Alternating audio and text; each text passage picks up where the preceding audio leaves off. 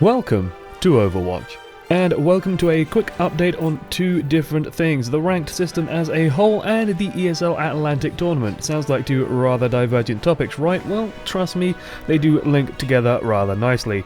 With the ESL Atlantic tournament, it looks like after seeing how the first week went, plus with consistent feedback, ESL and Blizzard have decided to change the rule set for the following weeks. If you weren't sure on how they were running things before, they ran using Blizzard's rules without using a sudden death mechanic, instead treating matches as if ties were both teams completing a map. This meant that for evenly matched pro teams you would frequently see every payload map going to a tie, especially maps like King's Row where teams normally complete. This meant, for example, in the series between Gale Force Esports and Northern Gaming Red, a close series and one that's really exciting to watch on paper, we had a best of 5 that was tied at 4-4, finishing on a tiebreaker on Ilios, a map that no one really likes. I did not misspeak there, by the way, that was a best of 5, tied at 4-4, going on to the 6th map. It made things run very long, it was unsatisfying to watch and unsatisfying to play, I am sure. Myself and a large number of pros and others voiced our dissatisfaction. After all, this is meant to be a big exciting tournament to watch. If the rule set hampered that, it really hurts the scene, and Blizzard and ESL issued a statement on the 8th of July talking about the rules. The changed rules include a 1 hero limit, a must-have if you're going to run the Assault game type in Blizzard parlance, the 2 control point in normal talk. I believe Reunited were the first team that found a way to make it literally impossible to take Hanamura with no hero limit. At the very least, you ended up with a very exploitative and unfun matchup involving Diva spam. With the time bank system, Assault is actually fairly interesting to watch as a game mode, and honestly, Temple of Anubis on Assault isn't actually that bad to watch. Voskar and Hanamura still a little bit crazy. Alongside the 1 hero limit, in order to settle ties and in the event where both teams complete a map, the time taken will be used as a tiebreaker. This system was used in the recent Gosu Gamers Weekly and it worked just fine. It incentivizes both completing the map, but also makes it rewarding to do it quickly. I actually really enjoy this game mode and enjoy watching it. It's a good in-between and honestly I'd like to see it become the norm. I'll briefly highlight the sole negative of the decision. It will be remiss of me not to. The 8 teams that qualified for the further qualifier down the road did so under a different rule set than the other people are going to be qualifying under.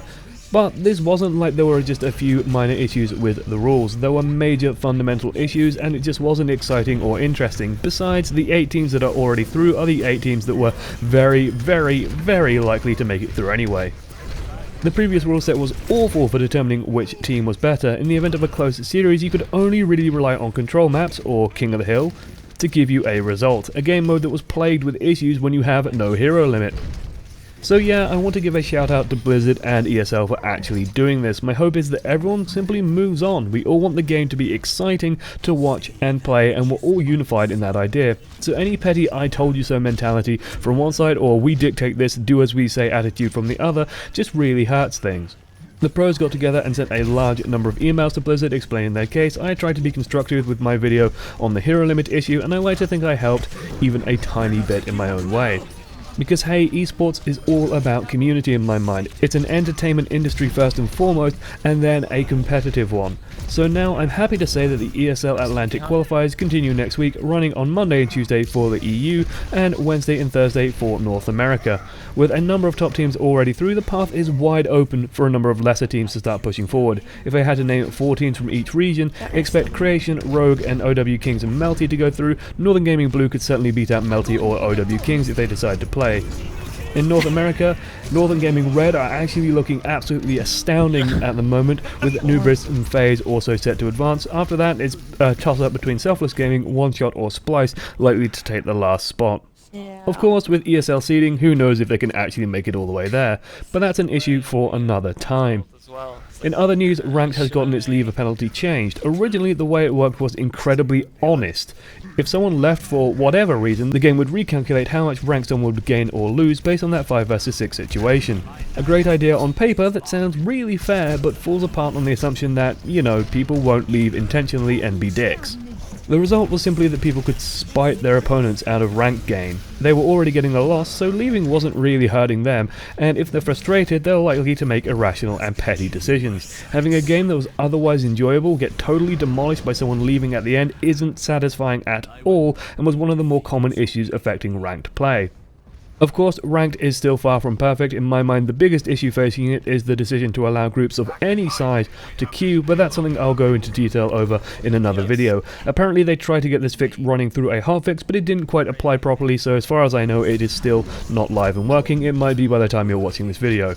With the new system, the amount the winning team should gain is a little bit reduced apparently, but in no way near the degree that it was before.